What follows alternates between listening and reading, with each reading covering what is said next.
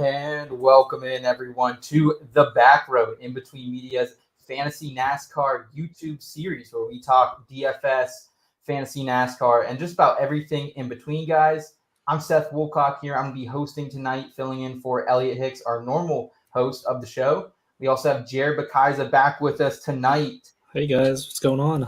We also have Derek Yoder, Picks by Blaze. He's a new guy over the Garage Guys. Derek, what's up, bro? Hey, how you guys doing? Thanks for having me on. Appreciate it. Absolutely, man. Jared, how are you doing, man? It's been too long that you've been on the show, too. You've been everywhere and anywhere from Martinsville all the way north, man. Yeah, I've been doing pretty good. I'm glad I can make it on tonight. It's pretty cool. Me and Derek were actually at the race this past weekend that we just found out. So pretty cool odds on that. It's very cool. Yeah, it's been an exciting season so far for NASCAR, for fantasy NASCAR, for betting, whatever it's been. It's been an absolutely awesome ride to be a fan. And we got more coming your way this week. We're going to be talking about Bristol Dirt. It is back. NASCAR's heading back to the dirt for the second time in Cup Series history. And then we also got Talladega, the big one, guys. So we're going to break it all down tonight. And let's go ahead and start it in the rear view here.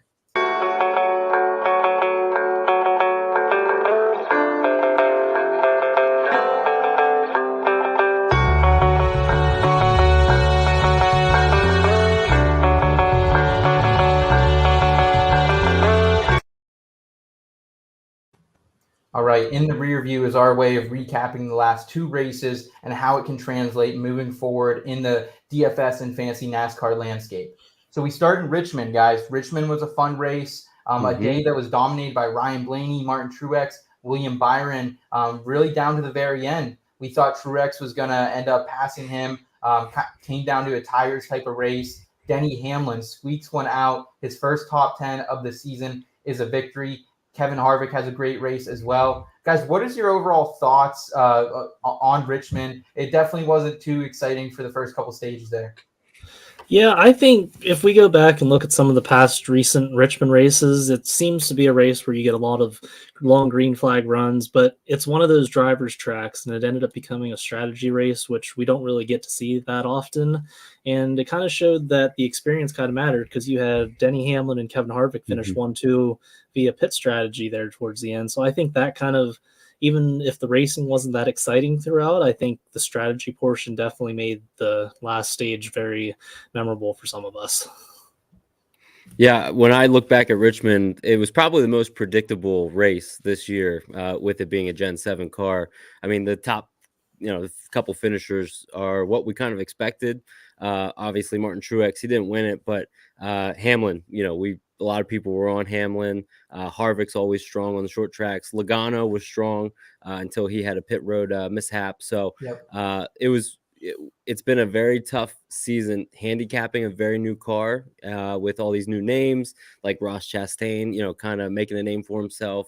And that was probably the most predictable race, like you said, Jared, with the long green flag runs and just kind of the short track specialists that we have come to know and love. It was a little easier to predict, which was good. Yeah, 100%. And it was definitely kind of a weird day for fantasy NASCAR and DFS especially. We've talked a lot on the show this season about stacking the back of the field when it comes to these DFS lineups. You want to get those differential points in your lineups there. But we saw Ryan Blaney and William Byron dominate this race from the very front of it. Truex, Kevin Harvick were obviously in the top 10 as well of this one. So it was really a day that if you tried to, take some swings with the end of your lineups, picking some guys who started in the rear, did not pay off. Also here over the last week, guys, you both saw it live. Martinsville over the weekend, William Byron, he holds off Joey Logano, Austin Dillon in a race that came down to what we did not think was going to be, a shootout. We thought William Byron was going to have it in the bag. It came down to it. Hendrick dominated this one from start to finish. Derek, what was your takeaways? Yeah, I think I saw a stat that said Hendrick led, I think it was 98% of the race with Chase and William Byron. I mean, kind of goes back to what you were just saying about Ryan Blaney at Richmond and some of those other guys. Practice and qualifying have been so key this year. Now, I know Martinsville had a couple different factors and why they were saying there was not a whole lot of passing, cold tires, cold track with the rain and a little bit of snow. Just kind of created a little bit of difficulty. Obviously, the first time with the Gen 7 car that they were on that track, but it really puts an emphasis on practice and qualifying. And I do a betting preview show on Wednesdays, and I normally talk about how in those races after practice and qualifying, the books have not shifted enough. They've not allocated enough towards the differing odds, so you can still get good value on guys that qualify in the top three, which we've seen already play out when guys are getting out to big leads early. Track positions, everything with this car. Yeah, I'll agree on that. Track position was pretty big because those guys both started up front. I mean, Chase Elliott won both the first two stages and just absolutely dominated the first half. And then I don't know what he did in that last pit stop. I don't know if the adjustment wasn't right, but it's also kind of rare. Like, how many races have we even seen that have been under 40 degrees? Yeah. So I don't fault like the new car, because I know I've seen a lot of people saying the new car is not good on short tracks. I'm like, well, it was also snowing before the race, and we don't get, we give it. If anything, this is just going to be a learning experience for everyone. And like when you kind of get a new car, there's going to be those learning curves going on. And I think that come fall, I think we're going to see a lot better race. Plus, like you don't want to get too rowdy in the early part of the season. You bump someone out of the way and make them mad early in the season, it's going to make for a long season for you. Whereas Martinsville is the cutoff race to the championship, where everyone's like, we got one more race left this year. I'll just send it in the corner here. But I think a lot of people were kind of playing it nice there towards the end, just because of like what I just said. I don't think you want to make too many enemies this early, but also like what you were saying with the tire wear factor and everything, I definitely think that played a huge factor, because I can't remember a Martinsville race that was like that clean. Even I think we had two natural cautions that weren't the stages, and then we didn't even wreck on the last lap. Usually at Martinsville there's a wreck fest, or like, oh, here we go, we're gonna have like 6 green white checkered finishes. But it was clean. Right. I will say though, like there was a lot of banging, and I'm sure you guys saw it in person. I saw it on the TV. There's a lot of banging and bumping. Ross Chastain, I was following him pretty carefully, being a fan, and just seeing him like, split cars 3 wide and getting, messed up. But like he, the body on these cars is so much better than what it was to be able to take that beating. Yeah. So that was kind of my big takeaway from a NASCAR perspective. As far as a fantasy NASCAR perspective here, it was a fun one because Ross Chastain did not qualify super well. Austin Dillon did not as well. So you could really like kind of take advantage. Obviously, those guys were very highly owned in DFS lineups over the weekend, but those guys made it a lot of fun to kind of have those big point totals for, not too bad of a price tag there.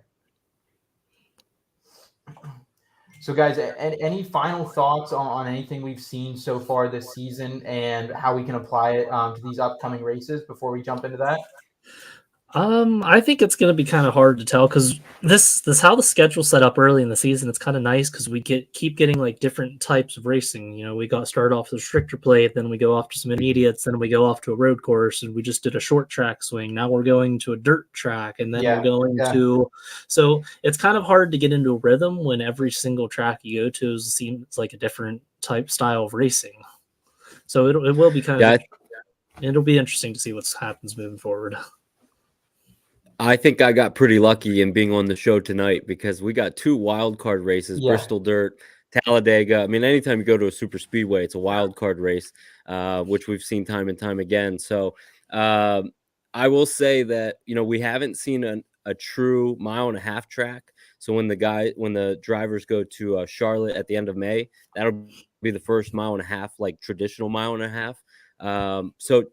But Bristol Dirt is just its own unique character, so it'll be interesting seeing. I think we can take trends, I think we can take some driver trends who are trending upward and apply those, but it's really tough to pull a lot of data from past history when don't have much to go on yet. So it's interesting. Yeah, absolutely. Well, guys, with that, let's move forward to Horizon Forecast. Hey, Michael, it was only 20% chance of rain. I think we got all 20.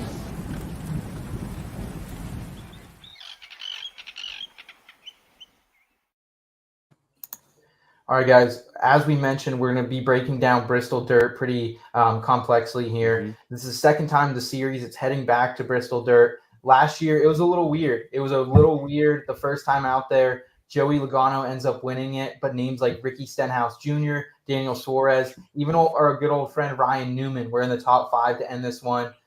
So just overall, guys, what are you expecting here in Bristol Dirt here 2.0? Last year, by the end of the track, there wasn't much dirt on it. Yeah, I think since they got the experience last year on maybe how to handle the track, take care of the track, I think they're going to be a lot more prepared this year. I know there's a brand new car and everything, and we'll have to see how it does in practice and heat races and everything. But I think that track prep's definitely going to be a lot better than last season. So I think we might see a little bit better racing than we did last year, especially since, obviously, like, you go to a dirt track for the first time in history, like in a long, long time, you're going to have some issues trying to figure out what to do. But like I said, I think now that we have that experience of last year, we know what not to do, what to do, and how we can make it better from last year. Yeah, I think you brought up a good point about track conditions, which is why they're moving to the night race this year. Because if you watch any highlights from last year, you see how much of a dust bowl it really was, and how, Ryan Blaney got in a wreck and he didn't even know he was in a wreck because the sun was in his eyes. So I think NASCAR going to a night race is really great. I mean, it's a great idea. Hearing some of the dirt track drivers talk about it, like it'll keep moisture in the track, which is, going to help with a little bit of grip. The other element too that we didn't get to see last year because it got rained out is heat races. And so I think we're going to really learn a lot this year from those heat races. I would tend, and we've seen the NASCAR trend has been a lot of guys are doing, dirt racing, whether it's Chase Elliott, Alex Bowman, Austin Dillon's done a whole bunch of dirt racing.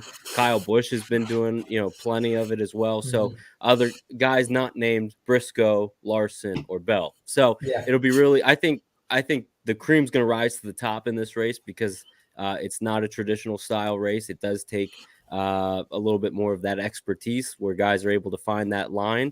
So I'm looking at, some of the dirt racing experts, if you will, or specialists to kind of take over the race towards the end.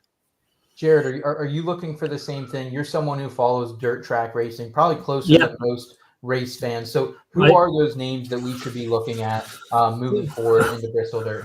I mean, obviously you can't count out Kyle Larson. I mean, the dude can run any single dirt. The dude could run a lawnmower on a dirt track and probably win it. Like, I mean, he won, I think, 3 of the crown jewels in the World of Outlaw sprint cars, which are like the biggest races in that series. And then he comes back and races NASCAR the next day and almost wins. So he kind of I think he got caught up in a wreck last year, which kind of like dampened his day. But I think we're this far into the season. He hasn't won yet. I think this might be one where he gets back on his horse and shows that Kyle Larson's still here.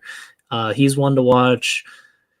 Christopher Bell's a dirt racer. I know he He races a lot of dirt races. Ricky Stenhouse Jr. is a low key good sprint car dirt driver. I mean, he owns a team in the sprint car. So he has a big dirt background. So he's one. He showed it last year. Got second here too. He definitely translates. Any other ones for you, Jared? Any other dirt trackers we should be looking at? Derek kind of mentioned that. I mean, like Chase Elliott's been running some sprints this year. Alex Bowman has a sprint car team. He's been racing a couple this year. Chase Briscoe's been racing some dirt. So he kind of got all the names out there that I was going to bring up. Okay. I do have a question, if that's all right, for Jared. I'm kind of curious. We have some other guys coming in. Justin Allgaier is going to be in the race this week. I know Noah Gragson, it's his turn to race for Colleague. I have to look at the whole rundown. I don't know if Stuart Friesen's in the race. He was last year. Do you look at any of those guys for whether it's DFS or anything of it? I mean, is that is that a wait and see approach, or kind of have your eye on any of them? I'm still one where, since this is a kind of a wild card track, I want to at least see how they do in a practice run, see how they at least race. Justin Allgaier obviously doesn't race cup a lot, and I can't remember him being like strong at dirt races. I know he's raced dirt before, but Noah Gragson could be one that I could see if I don't see him qualifying up front, so I think he might towards the end of the race. I think he could definitely get you some points that way. Stuart Friesen, he was kind of a sneaky play. He had some pretty high ownership. I remember last year going into this track. So I think you always have to look out for those specialists, Eric. So I think that's definitely a good point to make there. Moving forward, guys, to Talladega, and we will break down Bristol a little more in detail. But looking at forward to Talladega here, it has been a lot of fun on these super speedways so far this season. We've seen kind of going back towards the pack racing, but definitely a little bit different than what we've seen before. But still the same old. You're going to buddy up with your manufacturers. You're going to have a strategy built in for that entire manufacturer. So Derek, I want to start with you, man. What are you expecting from Talladega here? I'm expecting a lot of craziness. A lot of guys getting settled in the first stage, and then kind of an aggressive approach to the front. But like you said, I mean, from a manufacturer perspective, they definitely link up, and then it seems like inevitable in that third stage where guys just get aggressive, forget what they're driving, and they start making different deals. So I think it's going to be a great race. It's going to be the third race. I guess we can call Atlanta, super speedway. I know a lot of guys ran a super speedway package. Some were a little bit more modified, like Byron, where they ran an intermediate package. But I mean, I think the Cup Series, they learn quick. All those engineers and everything, they learn really quick. So I think we're going to see a tremendous race, from start to finish. And I'm really excited about that one next week. So I think we'll probably see another new winner. Okay. Yeah, I'll agree. I can see that. With how this season's going, I think we're just going to get another winner. But I'm definitely looking at the Ford camp for Talladega. Okay. If we saw this at Daytona, I think Ralph Priest is not doing the race. What was it? Roush, Fenway, Keselowski Racing swept the duels, and then you had Penske finish one. Well, I guess not 1-2, but Blaney was up there with pushing Cindric to the win. But I think Penske has a really good restrictor plate pack program. And if you always see, it's always either before this year, it was always Brad Keselowski was up there, Joe Logano was always up there, Ryan Blaney's got a couple wins at Talladega, but those guys just seem to work really well together. So I would really expect to see one of the Ford drivers win one of those races. Okay.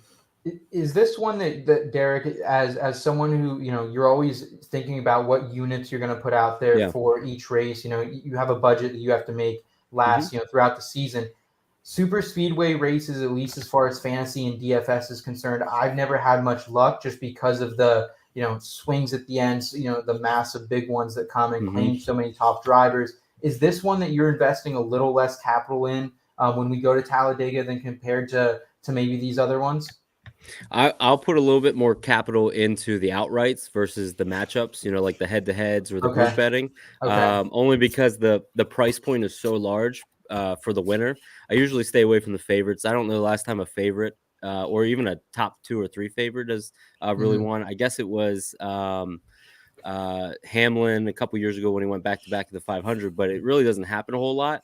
And so when you're getting guys at over, 12-1, 13-1, you put a unit on that. I usually put a little bit more emphasis on the outrights, like I said, than the because the volatility is like crazy. And like you said, man, a big one could happen. And if I have 5 or 6 outrights, it's almost like a hedge to a degree. I don't know why it's worked for me. It's just something I've been able to kind of plan for those 4, now 6 super speedway races. So it's a little different approach, but I feel like from the gambling side, it probably favors us versus the DFS side, just because there's so much unknown that you guys have to deal with primarily in that specific race. Even on FanDuel where they have like that top 3, it's always good to go with guys like your Corey LaJoy's, Chris Buescher, Michael McDowell's, just because like those guys are good restrictor plate races, but they also kind of stay out of trouble. And you look at some of the past races at either Daytona or Talladega, and you always see a Corey LaJoy up there, or Michael McDowell winning the 500 a couple years ago, or Justin Haley pulling off that Daytona win. Like those guys down there, you could always maybe put something on for a top 3 finish at least. Yeah, that's a good point. And then because there's tremendous value, like one guy in particular, not to look too far ahead, but like Harrison Burton, you were talking about the Fords and Penske. Harrison Burton is a guy that I feel like, I mean, obviously he was talked about so much. We talked about the wrong rookie at the Daytona 500 to win. And he showed tremendous speed, and his Xfinity stats aren't the best at Talladega versus Daytona. But look what, Matty D did in the 21 car for the last couple of years, almost won Talladega a few times. So, I think that that speed and that element will translate, and then he'll go back to what he's been running the next couple weeks. But I mean, that's a huge play for a finishing position that I think could pay off really well. Mm-hmm. Yeah, definitely agree with you guys. There are some, just like there are some specialists on dirt tracks, there's going to be some specialists on the super speedways. Let's go ahead and talk about some of those drivers that we want to invest in here over the next couple weeks with Draft or Pass. Five now quarter have 75 sold your way 65 That's and a pretty half. cool. 21 Andy Rock 21 Rockstar. All right, guys, just like the famous game Smash or Pass, we're going to go around in a circle here. I'm going to ask you guys, are you smashing this driver or are you passing here? Moving on. Starting with Bristol here. Joey Logano, he's coming off his best finish of the season. Last year, he won Bristol Dirt. We know the ownership percentage is going to be high. Are you guys in on Joey Logano specifically for Bristol Dirt? Are you going to eat the chalk here?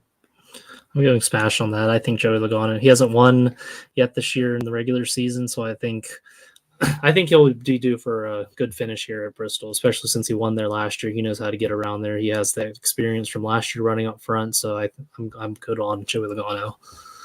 Yeah, same. I'll smash that as well. I mean, I don't think he's going to go back to back, but he's one of the best short track drivers in the sport. Obviously has the history. He's racing in the Truck Series on Saturday night, so he's going to have that track time. But yeah, I think he'll do well. I think he'll be a contender late.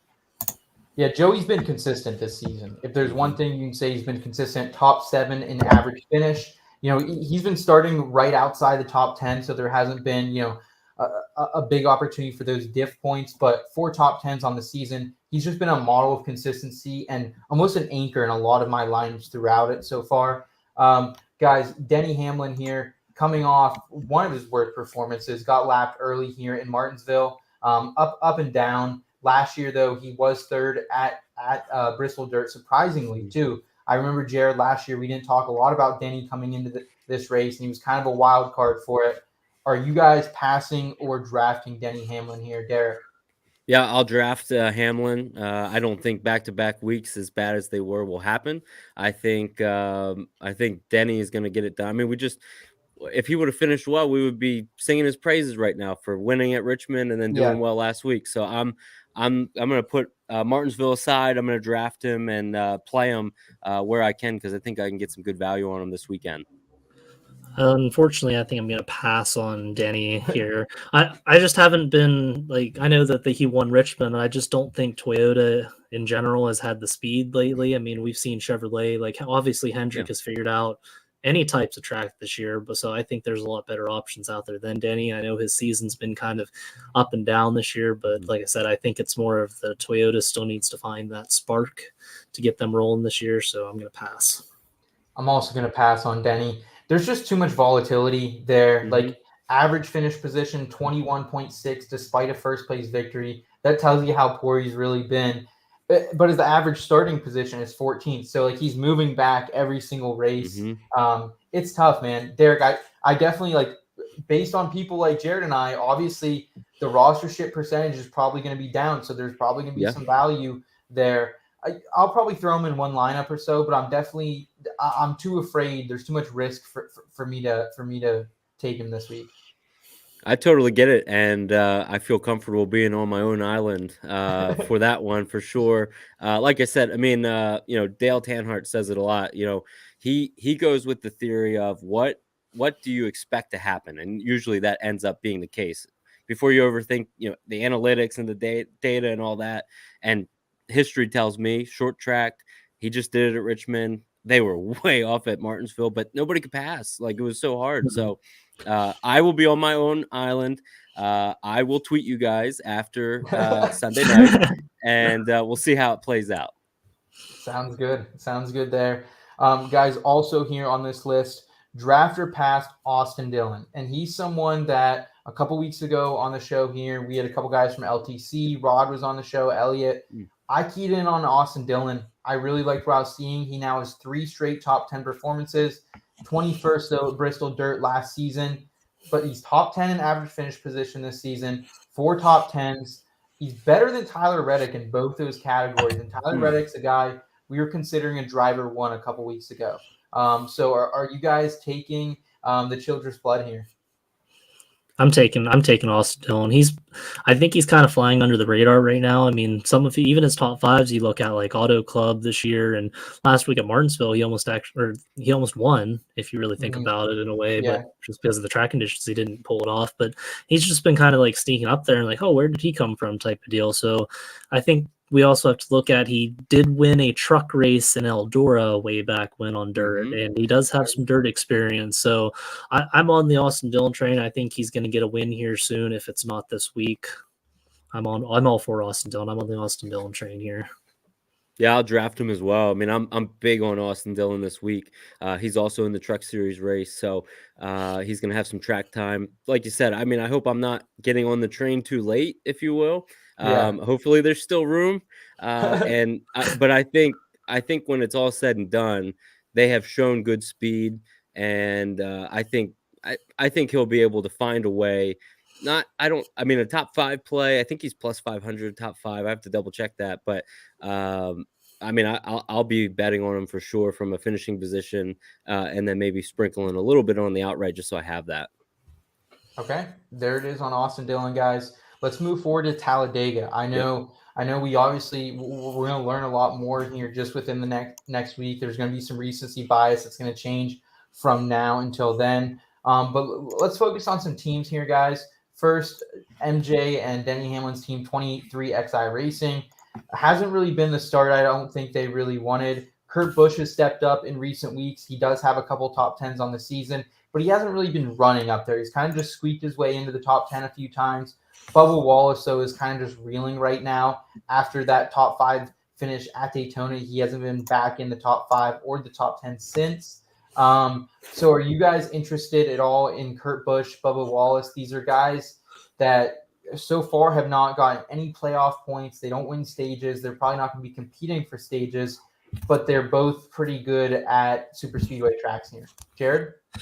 Yeah, they are. Both of them are really good drivers, but we're also going to go back to what I was saying about Denny Hamlin. I just don't think Toyota has that speed yet to keep up with the rest of the guys. I mean, like we saw William Byron and Hendrick win at the new Superspeedway of Atlanta. Ford dominated the Daytona Speed Week, so maybe they'll bring something to Talladega, and that'll make me eat my words. But right now, with how they've both been running recently, I just don't see them pulling off a dominating up in the front, up in the top 5, up in the top 10 type of deal. Yeah, I'm not interested in either one of these two at Talladega. I just don't. I understand that Bubba won at Talladega and then he finished second at Daytona. I get that. That's great. I don't think either one of them have success next Sunday at Talladega. I just don't see it. And I think there's going to be a lot of ownership percentage, especially on Bubba because of his recent history. I don't want any part of it. And maybe I can be laughed at later, but I just in my gut, it just tells me 23-11, not a good play right now. So I'm going to sit that one out.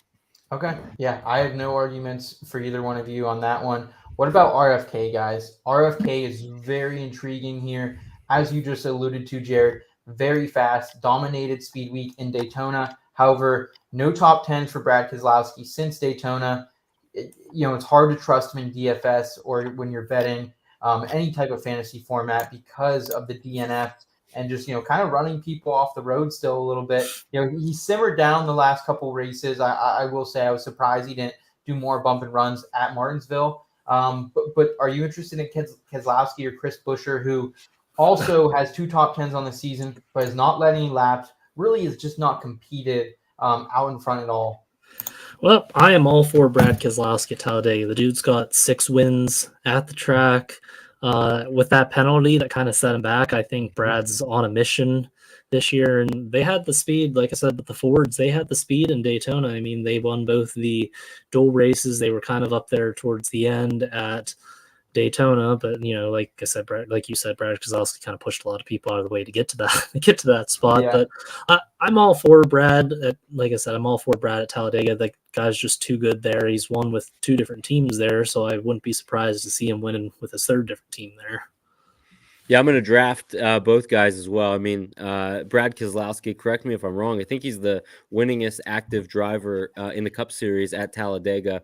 We talk about short track specialists a lot, but it takes a real talent to be able to do some of the things that he's done on the super speedway, especially at Talladega. I think that translates. Seth, you pointed out very well about their success in the duels. And Jared, you were talking about Fords. I mean, you've been talking about them this whole time at Talladega about doing well, and I think that definitely translates. I'll take the lower ownership value. I'll take the lower price on Brad Keselowski since his recent history hasn't been great. I don't think that necessarily changes this weekend. I think it's going to be fairly low. I'm in. I mean, Buescher's shown great success, especially at Daytona. So I think both of those guys can make a real impact next Sunday at Talladega. Okay, fair enough, guys. Last one here for you, Talladega, Chase Elliott. He's the only Hendrick car so far this season. No wins, but he does have 5 top 10s on the season. He's first in average finish as well, so he's been consistent. Third in laps led, so he's been out in front. He's got stage wins. He just can't seal the deal. Does he do it here at Talladega? He does have 4 top 5s here and a victory as well that put him on the map way back when. Jared, what are your thoughts here on Chase Elliott? I know you've kind of, I don't want to label you a hater, but we're at that part of the season where I think he's due for a win. And like you just kind of said there, he is like he's one of those top, I would say, put him up there in the top super speedway racers, especially at Talladega. So I think with his team, with that, I think obviously Chevrolet is probably the second best manufacturer there at Talladega. So I could see those guys all working together to get him up there. So Chase Elliott's one. I'm gonna go with him on this Talladega. Derek, Yeah, I'm gonna. Your boy, you taking your boy? Yeah, I'm gonna draft him as well. I mean, I think all this talk about how he hasn't won on an oval since Phoenix in 2020. I think that could all be erased, after a win at Talladega. I think he's going to be in contention. He's one of those guys that just understands what it takes to get to the front and stay at the front. So if he can get a little Chevrolet help, maybe catch a lucky break or two, I really think he'll be a name. And you said it best, Seth, too. I mean, he does have a win in the spring at Talladega recently. So I think just that track history and that ability, I think will play into it. So I'm in on Chase next Sunday. Yeah, I'm absolutely smashing him here. He's actually been a really good guy to roster in DFS the last few weeks. I mean, he's been expensive. He's expensive every single week. We kind of know that going into things. But regardless of that, his ownership has not been overly high outside of COTA. So it's been nice to play him. He's gotten people a lot of fantasy points. I think if there is a place to smash him, it's Talladega. I completely agree with what you guys are saying there. And then, guys, let's go ahead and jump into one of our final segments on the show tonight, Parking Garage Props.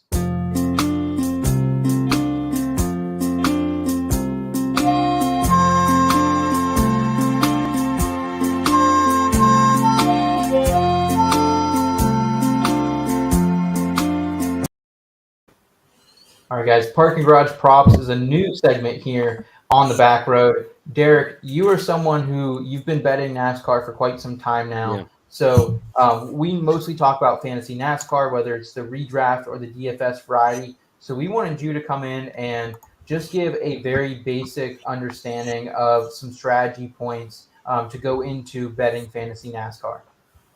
Yeah, so a couple things, and everybody's different, which is great, and this year especially. So a couple things that I look for, I tend to look at, previous history.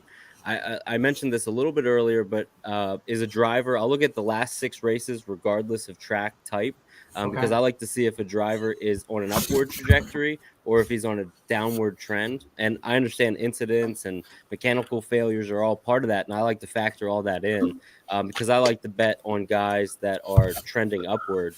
And what has that organization done the last 3 years at that specific race type track? Because I think that gives me good analysis from a team perspective. What they tend to do. This year's been a little difficult with it being a new car, and we're understanding now about practice and qualifying and what that kind of means. How guys that are practicing and qualifying up at the front. We saw it at Richmond with Blaney. Blaney historically has had a really bad race at Richmond, and I remember seeing a lot of the comments of good luck, having him in any DFS lineups. And what do you know? I mean, he led like the first 100+ laps, looked really good, gave a lot of fast laps, and looked well there. So I try to put a lot of my emphasis again on past history, some of those data points. I know I mentioned it a few times how guys are racing in the truck series this week. Sometimes they go down to Xfinity. I like that track.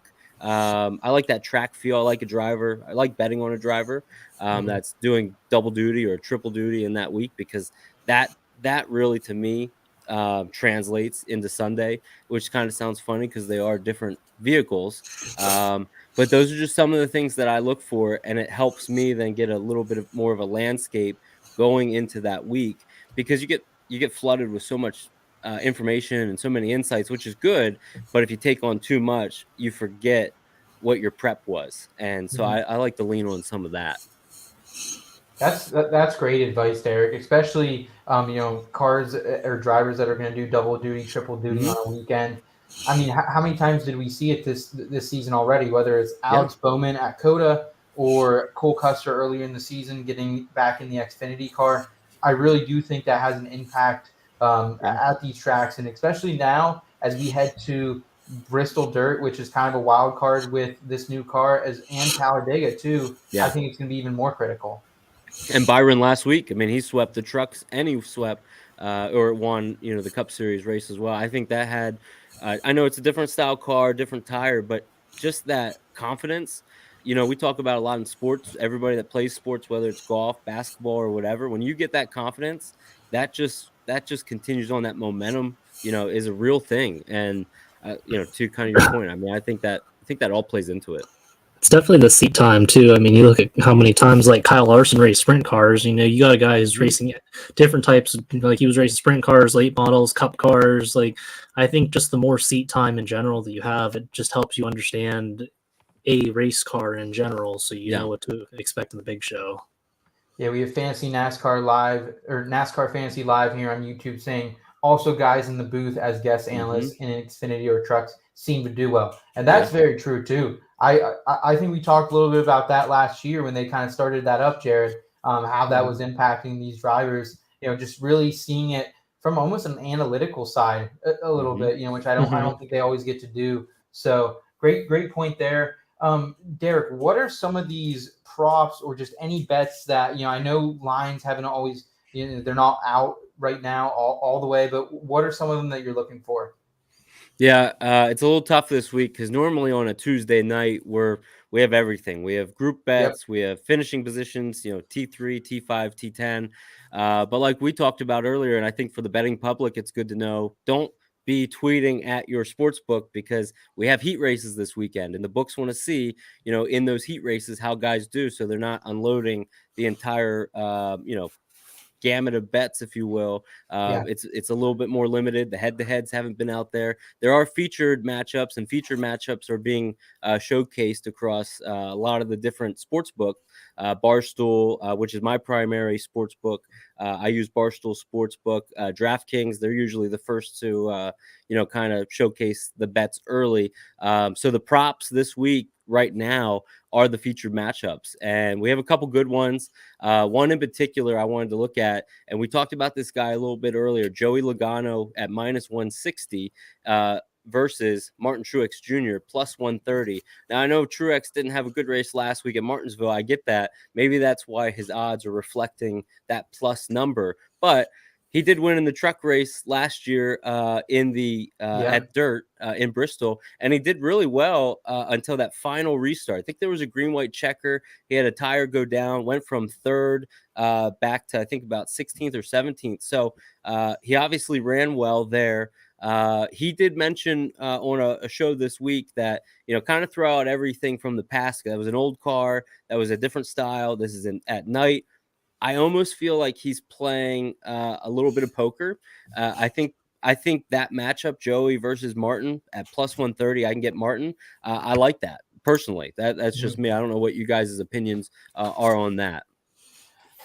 That's a really tough one. Those are two of the heavy favorites here. I think I'm like you though, and I roll. Those are obviously pretty good odds. I think overall to chase. So I don't think I put a lot of capital in it, but Sure. I'm not afraid to invest in that one. I think that's a good call there, Derek. There was one other one, and this showcases the dirt track specialist really, Larson versus Bell, who we talked about. Woo. And I get why they're matched up against each other. Kyle Larson's going off at -115 or -125. Bell's going off at -105. He's been arguably the best. I know Denny won 2 weeks ago, but he's arguably been the best, most complete JGR Toyota this year. If it wasn't for his out of bounds penalty, he would have finished second there, and another, I think, T3 finish at COTA, if I remember correctly. So, he's a little bit of an underdog. I wish I was getting that at plus money. The books are definitely smart and not putting that at plus money. But that's a matchup, and they did wreck last year together, fittingly enough. But that's a matchup where I'm going to be looking at giving it, I'll take the little bit less of juice on Bell if I want to, play that. But that's one I think that'll be really close all day. So it'll be interesting to see how that one plays out. Jared, any thoughts on that one at all? No, I like that strategy. I learned a little bit from Derek on that. So yeah, awesome. Well, Derek, we appreciate your gambling advice here. Sure. We do have one more segment up tonight, Backroad advice and stories. But before we get there, I just want to remind everyone, if you're watching on YouTube right now, the easiest way to support In Between Media, everything we're doing, hit that subscribe button. It takes 2 seconds. Hit a thumbs up on the video as well if you like what Derek, Jared, and I are bringing you. We got a lot more content here at IBT, including some feel-good lifestyle advice, which is what we're going to bring in right now with our Backroad advice and stories.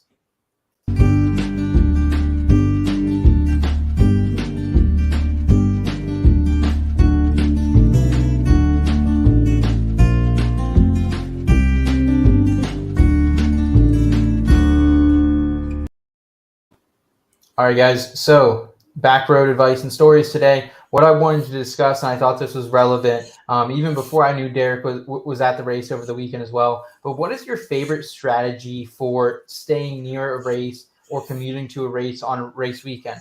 Do you prefer to camp at the track, somewhere near the track? Are you a hotel guy? Are you a straight commuter? What's the strategy here, guys? Jared, how many races have you been to now? How many different racetracks? Probably like 8 to 10? I've been to Pocono, Dover, Richmond, Bristol, and now Martinsville. Okay, so you're pushing up on 5 there. What's your preference? I know we've kind of done a little bit of camping up in the Poconos there. I haven't really gotten to experience any of like the infield camping or like the vacation type of camping at any of the other tracks. So a lot like Dover, Richmond, Bristol. All I've done is I'd go down a couple of days before, stay in a hotel like maybe a little bit about an hour away. That's what I did with Martinsville this week. I went down on a Friday night to Roanoke, Virginia, and then I drove up like about an hour to then Saturday morning and just hung out at the track all day and just explored, just looked at all the views and stuff there and just enjoyed the day there, and drove back that night, found a place to stay, and came home. Derek, what about you, man? What's been your favorite way to approach these race weekends? Yeah, that's a good question. I was at Martinsville as well. It was more of a business trip and doing some networking. So I slept in my car, actually. There's a church, not too far from there. They had a bunch of RVs. And Nice. it's kind of one of those things where act like you've been there before. And so I pulled in, had a bed in the back of my Jeep, fell asleep. I think gaining that experience, and then I went to the tailgate lot the next morning.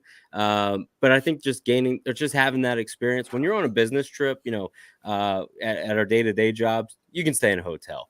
But when you're at race weekend, there's something so special about being at the track, being with all the fans. It's a tight-knit community. And as I was walking through, because I was by myself, which is also a little bit different, not having a buddy or not having a group of buddies. But as I walk through the the tailgate lot, everybody wants to just give you a beer or talk to you. Everybody's very friendly. So I think gaining that experience is really cool. I've been fortunate, the races I've been to, the last, I think probably 4 or 5 races, I've had pit passes. So I've been able to be inside and kind of get, that firsthand look, which is such a unique experience altogether. But it does take away, it does make it a little bit different when you're doing that versus the camping and the tailgating and the 2 a.m. Everybody's having a party, having a good time. So I like staying at the track, camping, that kind of thing. That's part of the experience. That's what I really like about NASCAR. There's just so many different approaches you can go and different ways you can enjoy your weekend, and every single track's different. Some people prefer doing like the camp and go to the pit road, or get there early, go to hang out in pit road, or just like what I did. I just hung around the tailgate zone, just talked to random people in the parking lots, or just go souvenir shopping, look at the people, talk to people there, and just enjoyed it as a fan. I didn't get pit passes, unfortunately. I just kind of wanted to just experience the racetrack itself before I get into more of the essential stuff like that. Yeah, 100%.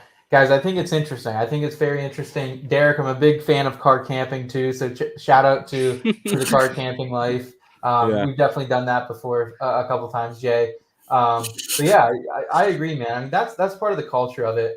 We were talking with some of the LTC guys off camera a couple weeks ago, and they were just telling me about Talladega and how it's so fun. They light up the strip on Saturday night for you, and it's just a blast. So there are so many great opportunities out there, and not just in NASCAR, but your local dirt tracks too. There's different ways to enjoy a weekend there, enjoy a day there. So definitely check those out, support those as it's getting nicer out here as well.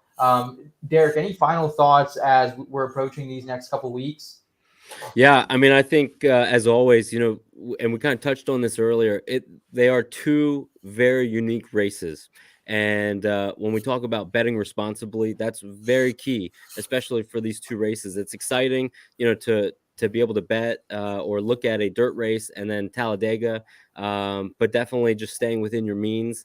I think we'll see the specialists at both races come out, the dirt race, short track, and then the super speedway. I'm really excited to see what it's like this Saturday or Sunday night under the lights. I think the series is going to put on a good show after the little bit of a dud we had at Martinsville. And I'm just really excited. I mean, I'll be looking to see if any more odds, especially T10 odds, come out. I know one I didn't talk about was Austin Dillon plus 500 to finish T5. Yes, sir. I mean, I love that play because it's got great value, and he's obviously shown that he can make it happen. So I'm a little anxious to see what's gonna kind of go down this weekend, but I'm so excited for it. I love this week and I love next week. Those are 2 of my favorite races. Jared, any thoughts, man? It's been a wild season so far. You've been all over the place, man, covering this from top to bottom. Yeah, I'm just excited for the next 2 weeks. The unpredictability we could see in the next 2 weeks. I can honestly see us seeing two new winners this year. Heck, even 2 new first-time winners this year. You never know what to expect these next 2 weeks. So that's what I'm looking forward to. Awesome. Well, I appreciate you guys' insight tonight. Derek, why don't you tell us where we can find you and your content, man? Yeah, well, I appreciate it. And thank you again for having me. This is a great show, and I can't wait to promote it more and more throughout the year. But yeah, I mean, Twitter at Picks by Blaze is where you can find me. I produce a lot of content.